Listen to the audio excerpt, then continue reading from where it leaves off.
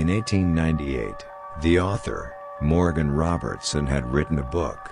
The story was based on a man named John Rowland, an alcoholic former naval officer, who takes a job aboard the Titan, the world's largest vessel. Morgan Robertson describes it as unsinkable, and among the greatest works of mankind. In the book, the Titan strikes an iceberg on its journey, sinking, and becoming one of the world's greatest tragedies. This is actually the plot of a novel titled The Wreck of the Titan, which was released 14 years before the Titanic ever set sail. In the novel, the largest vessel, Titan, was 800 feet long, and declared unsinkable by all who had seen her gliding through the water. Then, suddenly it struck an iceberg on its starboard side, while moving at 25 knots.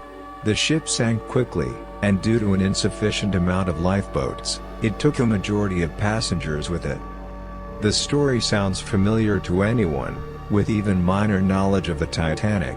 The story above is not a description of what happened to the Titanic on April 15, 1912. The tale is almost an exact retelling of the Titanic tragedy. The similarities between the Titan and the Titanic go far beyond a name and an iceberg. The length of the Titan was 800 feet, whereas the Titanic was 882 feet long.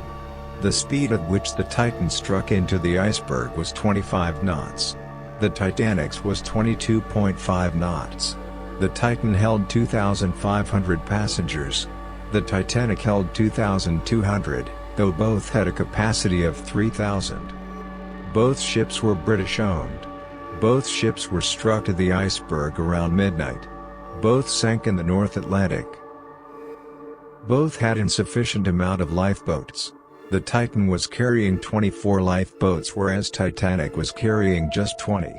Both had a triple-screw propeller. The route that the Titan took could also be easily explained. It was the fastest and most direct from Southampton to New York. It should serve as no surprise that the Titan and the Titanic both opt to use it. It is also a subject of mystery how Morgan Robertson predicted the world's most famous maritime disaster 14 years before it happened.